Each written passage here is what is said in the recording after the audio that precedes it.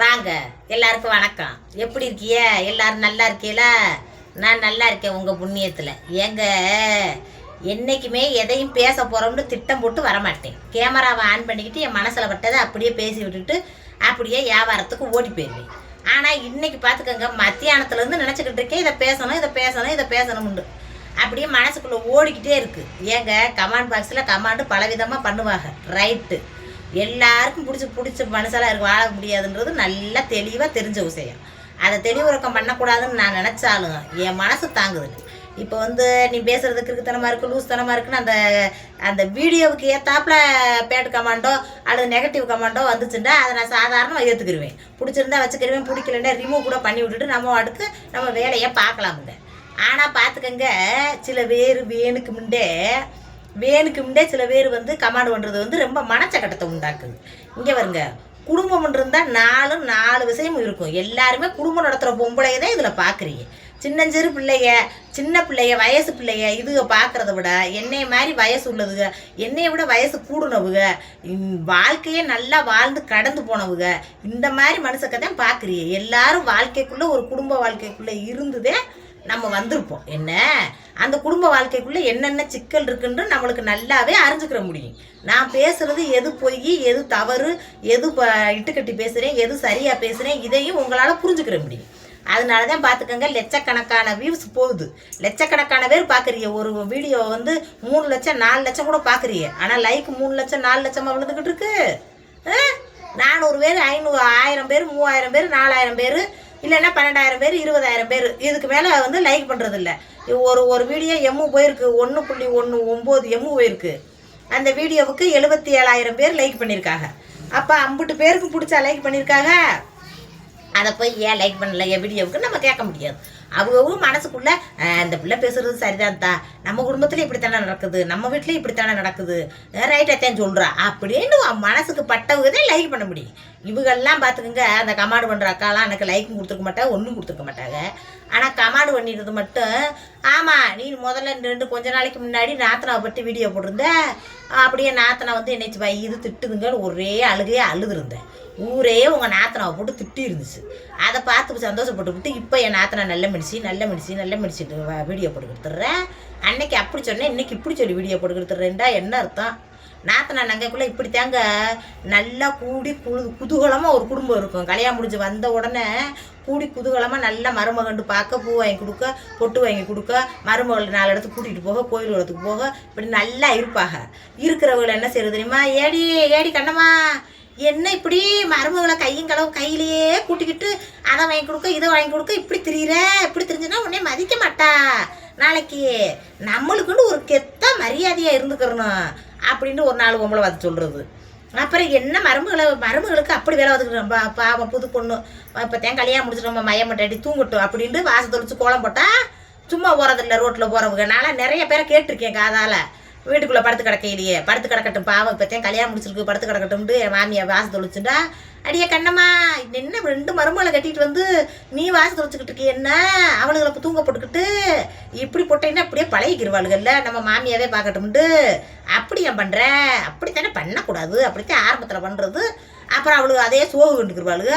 அதுக்கப்புறம் பண்ண மாட்டேங்கிறா, வேலை பார்க்க மாட்டேங்கிறான்னு அப்புறம் புலம்பி தவல்ல போகிறப்போ அப்படிங்கிறது.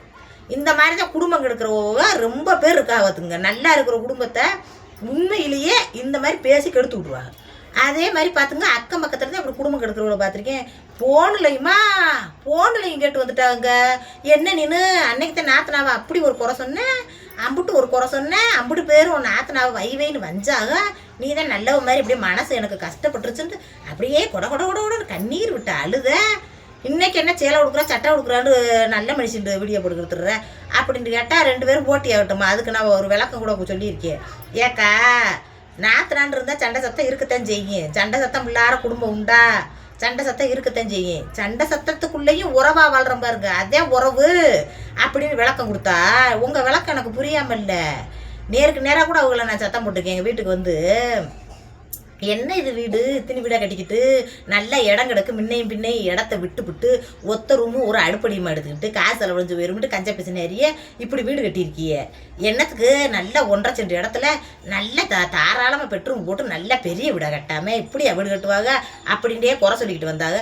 இந்த வீடை காட்ட சொல்லி வேற கமெண்ட் பாக்ஸில் கேட்டுட்டு கிடக்காங்களே இது அதுக்கு அப்படின்னு சொன்னோடனே நான் நேருக்கு நேராகவே வீடியோவிலேயே நானாச்சும் இந்த வீடை கட்டிட்டேன் சின்ன வீடாவாச்சும் நீங்கள் என்ன எனக்கு முன்ன வாக்கப்பட்டு போனீங்க எத்தனை வீடு கட்டி வச்சிருக்கீங்க அப்படின்னு நான் கேட்டேன். அதுக்கு நிறைய பேர் என்னை திட்டியிருந்தீங்க. ஏய் நீ தான் வீடு கட்டிட்ட வாசை கட்டிட்டு நீ தான் நகை நட்டு வச்சிருக்கேன்ட்டு ரொம்ப பேசாத. வீடு ஒரு நிமிஷத்தில் இடிஞ்சு தரையாக போனவங்க எத்தனையோ பேர் இருக்காங்க. அது மாதிரி ஆகுறதுக்கு ரொம்ப நாள் ஆகாது, சீக்கிரம் அழிஞ்சு போயிடுவேன். இப்படிலாம் ஆணவத்தில் பேசாதன்ட்டு எப்பட்டா பேர் கமெண்ட் பண்ணியிருந்தாங்க. நம்மளுக்கு இப்படி கமாண்ட் வரும் தெரியாமே அந்த வீடியோவை போட்டேன். உண்மை அங்கே நடந்த சம்பவம் எதுன்னு உங்களுக்கு தெரியாது, அதனால அவங்க கதறாக வைகிறாக திட்டிட்டு போகிறாங்க நம்மளை. நம்ம சொன்னது பெருமை, அது பார்க்குறவங்களுக்கு எப்படி தெரியும் பெருமையா நான் வீடு கட்டிட்டேன் நீ ஒன்றும் இல்லாமல் இருக்க அப்படின்னு நாத்தனாவை நேருக்கு நேராக அசிங்கப்படுத்தி வீடியோ போடுறதா பார்க்குறவங்களுக்கு தெரியும். அதனால வைகிறாக நம்ம குடும்பத்தில் என்ன நடந்துச்சு நம்ம பேச்சுவார்த்தை என்ன நடந்துச்சுன்னு அவங்களுக்கு தெரியாது.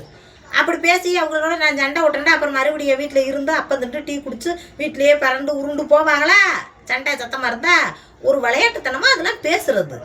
நான் ஒரு பேச்சா ஒரு பேச்சா அதை விளையாட்டு எடுக்கணும்டா விளையாட்டு வெதனமாக எடுக்கணும்டா என்ன வீடு கட்டலை என்கிட்ட வசதி இல்லை அப்படின்னு என்கிட்ட சொல்லி கட்டுறியாடி ஏண்டி அப்படின்னு சண்டை விட்ட சண்டை. என் வீட்டை பார்த்து சின்ன வீடுன்னு சொல்லி இத்தனை கோணு வீடுன்னு சொல்லி அடுத்த வீட்டை எடுத்துக்காட்டு. ஓ அப்படி சொல்லியிருந்தா கூட பரவாயில்ல, சின்ன வீடை கட்டியிருக்கேன்னு சொல்லியிருந்தா கூட பரவாயில்ல. இதை போய் வீடியோவில் காட்ட சொல்லி கிடக்காங்களே இந்த வீடியோவை காட்டு எதுதான் பெருமையாக இருக்கும் அப்படின்னு எப்படி சக்கட்டமாக இருக்கும். ஒரு குச்சில் வீடாக இருந்தால் நம்ம குச்சில் வீடை காட்டி இந்த குச்சில் வீட்டில் வாழ்கிறவங்ககிட்ட சொல்லிட்டு போவோம் அப்படின்னு நான் நினைப்பேன். என் மனசு அப்படி நினைக்கும். உண்மை அன்றைக்கி நேற்று ஒரு வீடியோ போட்டிருந்தேன். எங்கள் சேலை நல்லா இருக்காங்கன்னு அந்த சேலையை கேட்டிருந்தேன், காட்டன் சேலையை. உங்களுக்கு தெரியுமா அது என் நாத்தனார் வீட்டு சேலைன்னு நான் சொன்னாதான் தெரியும். ஏன் நாத்தனார் வீட்டு சேலைன்னு சொல்கிறோம், உண்மையை சொல்லி போவோம். இதில் என்ன இருக்குது, நாளைக்கு சாதி சனம் பார்க்குறது அவன் நாத்தனார் சிலையை கட்டிக்கிட்டு அவ சிலையிட்டுக்கிட்டு பற்றியா விலையை சொல்லிக்கிட்டு நல்லா இருக்காண்டு ஆட்டிக்கிட்டு இதெல்லாம் ஒரு பொழப்பா அப்படின்னு நாளைக்கு பேசும். என்ன அவங்க நாளைக்கு ஒரு சேலையை கட்டிட்டு போயில இந்த சேலை என்ன மச்சம் தம்பி வீட்டு கட்டிக்கிட்டு இருந்தா அவ விட்டு சேலையை வாங்கி கட்டியிருக்கேன்னு நாளைக்கு கேட்பாங்க. அவங்க சேலையை கட்டிட்டு போகையிலேயே இது எதுக்கு நம்மளை கட்ட சொல்லிட்டாங்க. ஆமாம் மானாம்னு சொல்கிறதுக்கு மனசு இல்லை. சரி நம்ம நாத்தனை ஆசைப்பட்டு சொல்கிறாங்க இந்த சிலையை கட்டிட்டு நல்லா இருக்கும் அப்படின்றாங்க. ஒரே சிலையை கட்டிட்டு வெளியில் போடாத எல்லாரும் ஒரே பார்த்த சிலையை பார்க்குறோம்னு நினைப்பாங்க.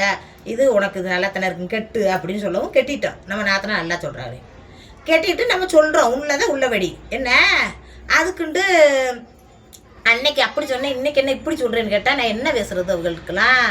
எங்களுக்கெல்லாம் விளக்கம் புரியும். அது விளக்கம் சொன்னதுக்கப்புறம் என்ன சொல்கிறாங்கன்றிய எங்களுக்கு விளக்கம் புரியாமல்ல உன் நாத்தனாட்ட கொடு உன் நாத்தனாவை பேச வச்சு அப்படி ஒரு விஷயம் நடந்துச்சான்னு சொல்ல வை அப்படின்றாங்க. எப்படி சண்டை எடுத்து விட்றாங்க வருங்க. நான் போய் ஏங்க நீங்கள் உண்மையை சொல்லுங்கள் அன்றைக்கி விசேஷத்தில் என் மனசை கஷ்டப்படுத்தினீங்களா இல்லையா சொல்லுங்க அப்படின்னு போய் சொன்னால் யாராவது ஆமாங்க அவள் மனசை நான் ரொம்ப கஷ்டப்படுத்திட்டேன் அப்படின்னு எந்த நாத்தனாவது ஒத்துக்குருவாங்களாங்க. முதல்ல ஒரு குடும்பத்தில் நாத்தனார் மாமியா அதுகளோடு இருந்து குடும்பம் நடத்துறது எவ்வளோ கஷ்டம் தெரியுமா. அவங்களோட ஒட்டு உறவாக கடைசி வரைக்கும் இருக்கிறது எவ்வளோ கஷ்டம் தெரியுமா. ஒரு அக்கா கமெண்ட் பண்ணியிருந்தாங்க உங்கள் வீடியோ பார்த்துட்டு எனக்கு அழுகையாக வருதுக்கா என் நாத்தனாவும் நானும் உங்களை மாதிரி தான் அப்படியே க்ளோஸாக இருப்போம். ஆனால் இப்போ ஒரு சில காரணங்களால் பேசாமல் இருக்கோம்.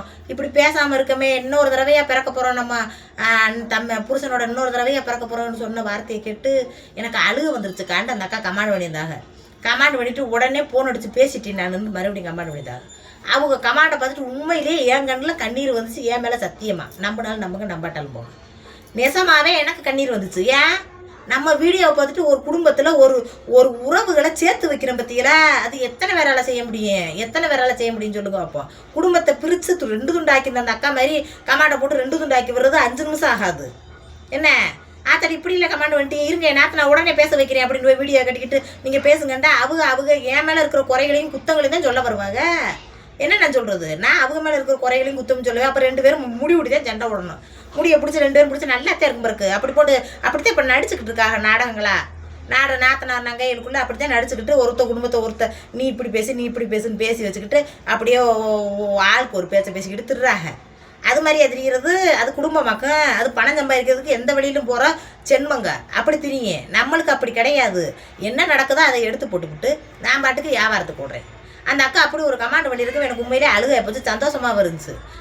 நம்மளுடைய ஒரு பேச்சுவார்த்தை ஒரு மனுஷனை மாற்றி ஒரு குடும்பத்தை சேர்த்து வைக்குதுன்னு நான் நல்ல தைரியமாக பேசுவேன். நல்லா கவுரதையாக வாழணும்னு நினைப்பேன். வயிற்றுல பச்சை தண்ணியை குடிச்சு வயிற்று இருக்க கட்டிக்கிட்டு பட்டினியாக இருந்தாலும் வெளியில் சில சட்டையெல்லாம் நல்லா கட்டிக்கிட்டு நல்லா சந்தோஷமாக போயிடணும், மற்றவங்க பார்க்க மதிக்கத்தக்க இருக்கணும் அப்படின்ற எண்ணம் எனக்குள்ளே இருக்கும். அதே சமயம் நான் பெரியவ, நம்ம தான் எல்லாம் அப்படின்ற அந்த கருவ குணம் என்கிட்ட இருக்காது. ஏன்னு கேளுங்க, நம்ம நாத்தனார் கூடவோ குறையவோ, குறைச்சி பேசினாலும் பேசிட்டு போகிறாங்க, கூட பேசினாலும் பேசிட்டு போகிறாங்க, நாத்தனாலும் நம்மளை கிண்டல் பண்ணுவாங்க அப்படின்னு நான் விட்டுருவேன். சாதாரணமாக லூசு, கிறுக்கச்சி, பைத்தியக்காரி எல்லாத்தையும் பேசுவாங்க. என்ன அவள் ஒரு கொதகட்டத்தனமாக பேசிக்கிட்டு எல்லாத்தையும் விஷயத்தையும் சொல்லிக்கிட்டு என்னென்னத்தையும் சொல்லிட்டு போகிறாங்க சந்தோஷமாக. லூஸுன்றப்ப நம்ம லூஸ் ஆக போகிறதில்ல. நம்ம எப்படி குடும்பம் நடத்துகிறோன்னு நம்மளுக்கு தெரியும். நான் என்ன சொல்கிறேன், ஒரு ஃபோனை எடுத்துக்கிட்டு அவசியமே இல்லாமல் ஃபோனை பார்த்துக்கிட்டே 24 மணி நேரம் வெட்டியாக வீட்டில் கிடந்துக்கிட்டு பாத்திர வளர்க்காமல், பண்டை வளர்க்காமல், புருஷனை பார்க்காம, பிள்ளையை பார்க்காம ஃபோனை தூக்கிக்கிட்டே தெரிஞ்சா அடியே என்னடி இப்படி ஃபோனில் இப்படி அடிக்ட் ஆகிட்ட, குடும்பம் குட்டின்னு பார்க்குறது இல்லையா, பிள்ளை குட்டியவரும் அப்படியே கிடக்கு, அண்ணனுக்கு சோறாக்கி போகிறீங்களா, ஒன்றாக்கி போகிறேன் இல்லையா, என்னடி இப்படி இருக்க அப்படின்னு நாத்தனை நம்மளை சத்தம் போட்டால் அது ஒன்றும் பிரச்சனை கிடையாது. அது நம்ம மேலே இருக்கிற குடும்பத்து மேலே இருக்கிற அக்கறையில் நாத்தனை சொல்கிறாங்க.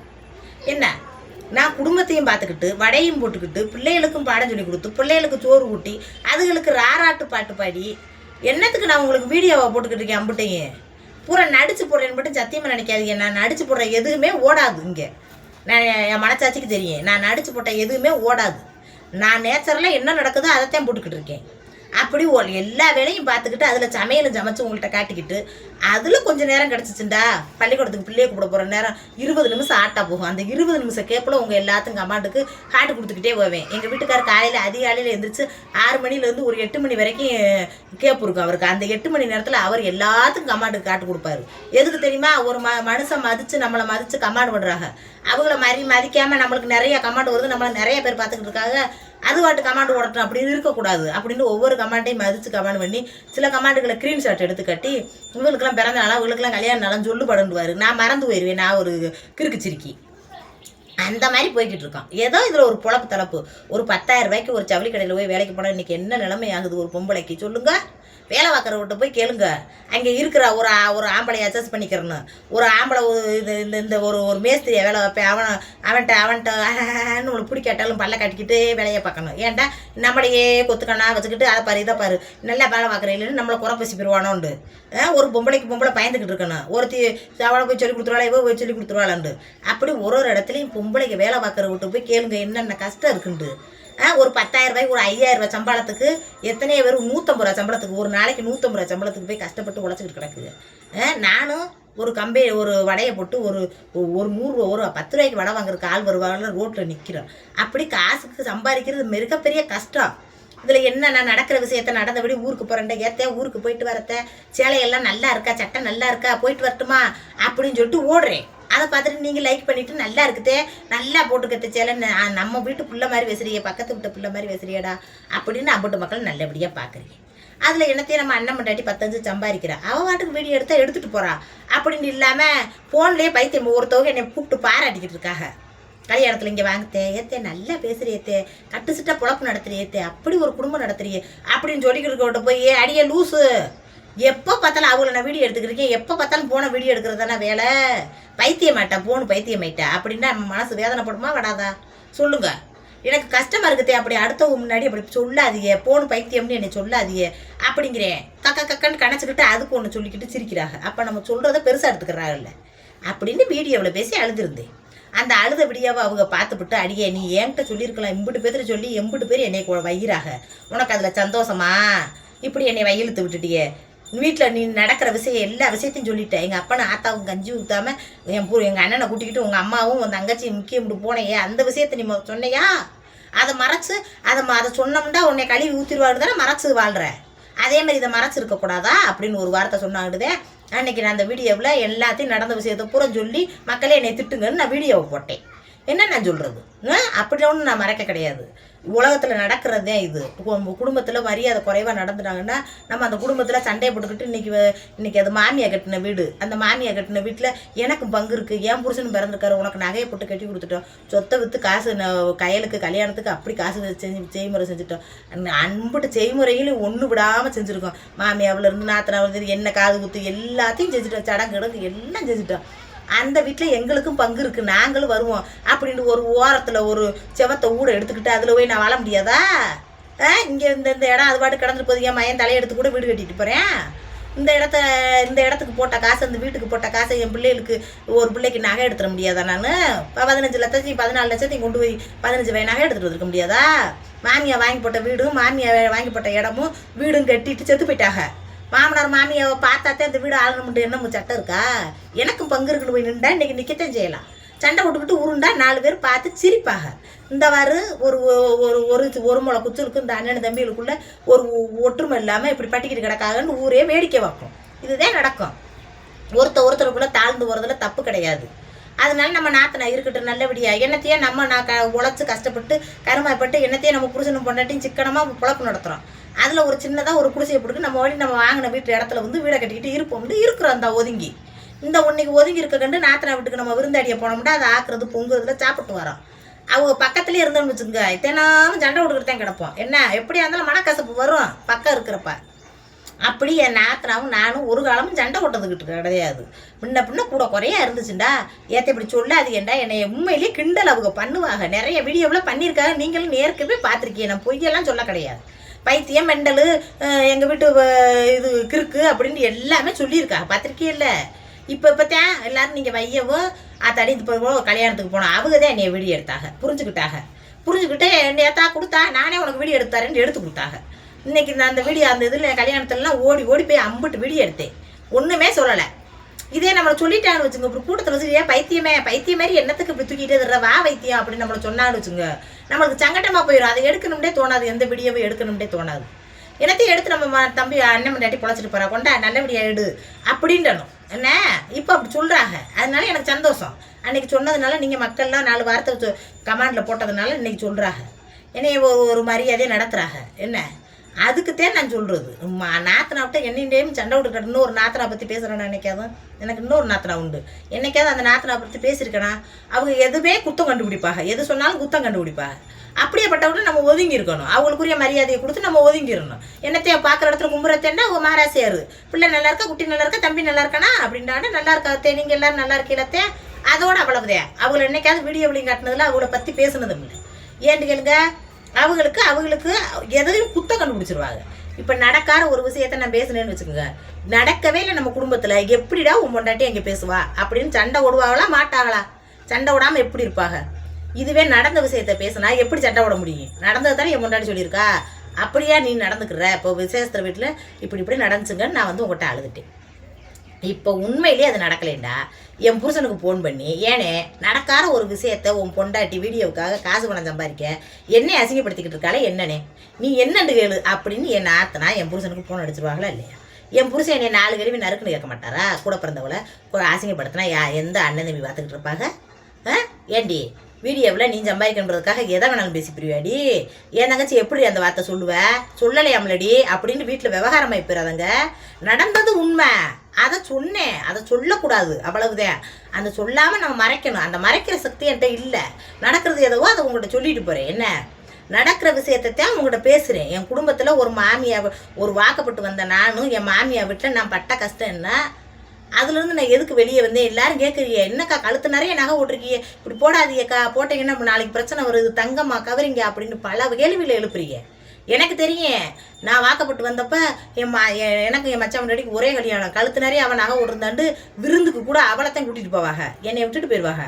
என் பிடிச்ச வேலைக்கு ஓடிடுவார்.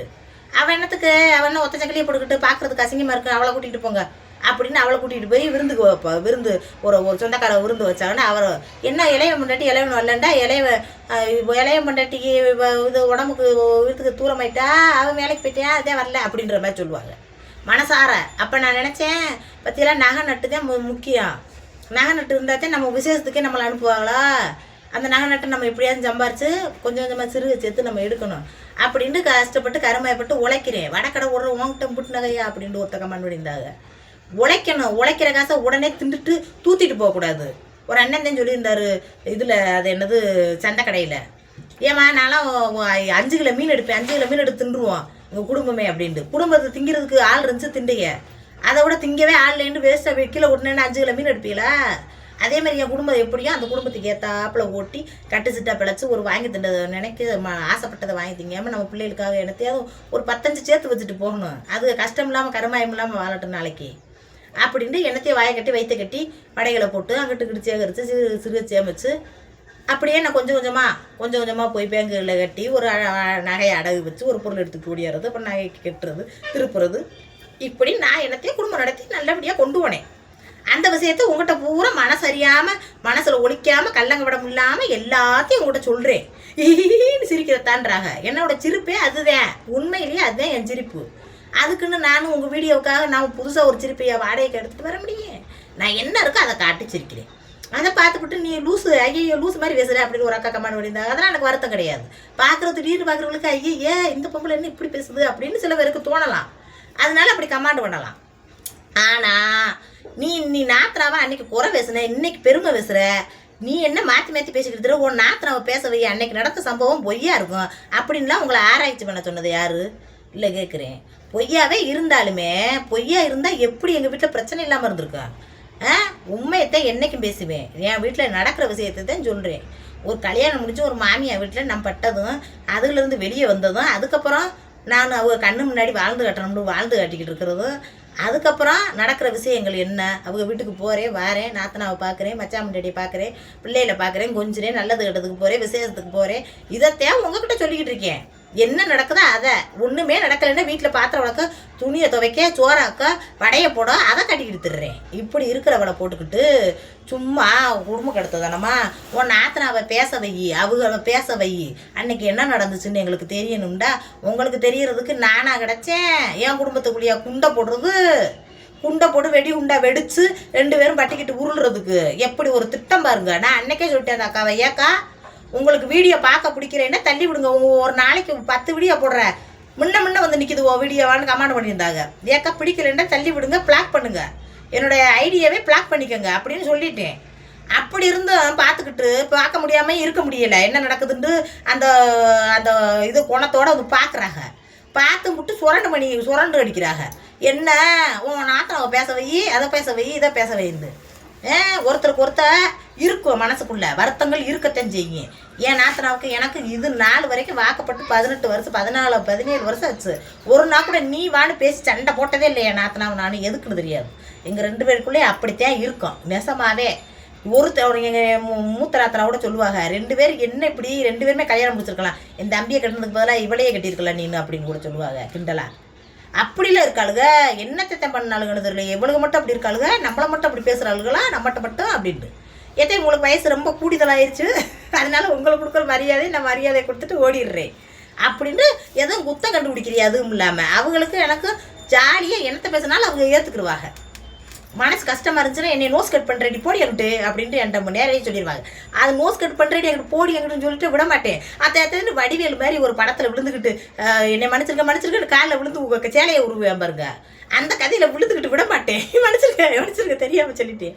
விளையாடுத்த நம்ம நீங்கள் விளையாடுவோம், நான் விளையாட்டேன், உங்களுக்கு கோவம் எனக்கு தெரியாது, பிடிச்சிக்கிறமே கையை அடியே விடுடி அப்படின்னு சிரிச்சிருவாங்க. அப்புறம் அதுதான் நாத்தனா நங்கைக்குள்ளே என்ன கிச்சு கட்ட விளையாட சிரிக்க ஒருத்தருக்கு ஒருத்தர் ஏச மறுபடியும் பேச இப்படித்தான் இருக்கணும். அதே குடும்பம் அப்படித்தான் இருக்கணும். எங்கனே விட்டு கொடுக்காம, நாத்தனா விட்டு கொடுக்காம, நங்கையை விட்டு கொடுக்காம, இவங்களுக்கு இப்படி விளக்கம் சொல்ல போய் வாயில் வளைச்சு போச்சு.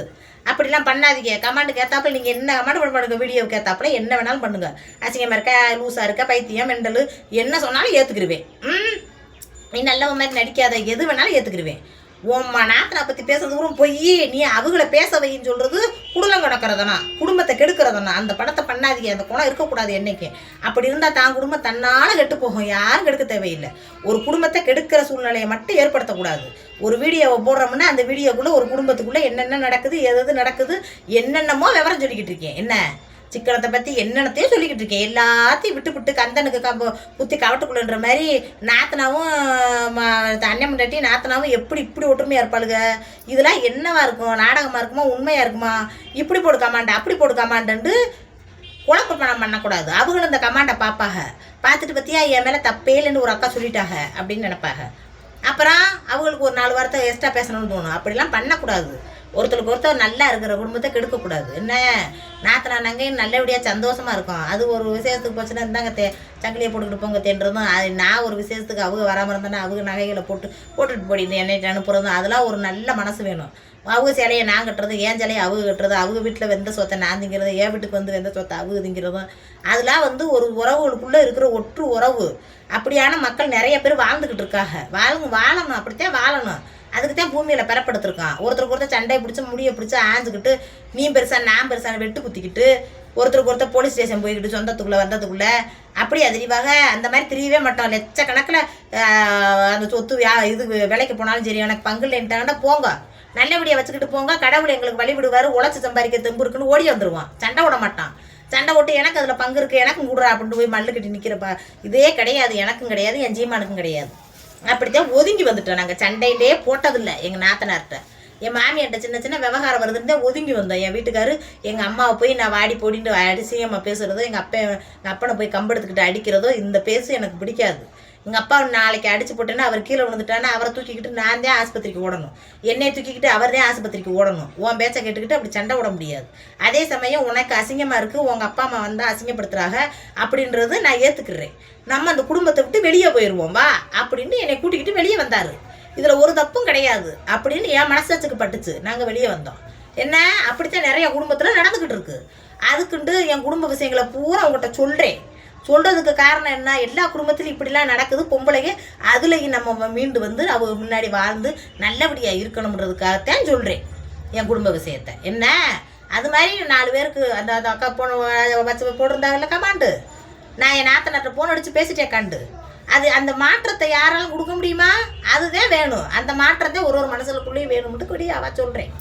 அதை பார்த்துட்டு நல்லபடியாக லைக் பண்ணுற மக்கள் எத்தனையோ பேர் இருக்கீங்க. ஒரு சிலவர் இப்படி படிக்கிட்டு திருறாக பார்த்துக்கங்க. அப்படிலாம் பண்ணாதீங்க. மற்றவங்க மாதிரி பார்த்துட்டு கம்முண்டாதும் போங்க. சும்மா தேவையில்லாத கமாண்டை போட்டு எதுக்கு நேரத்தை வேஸ்ட் பண்ணிக்கிட்டு பேசாட்டிக்கு இருங்க. வீடியோ பிடிக்கிறேன்னா அன்றைக்கே சொல்லிவிட்டு ஐடியை பிளாக் பண்ணிக்க, ஒன்றும் பிரச்சனை கிடையாது.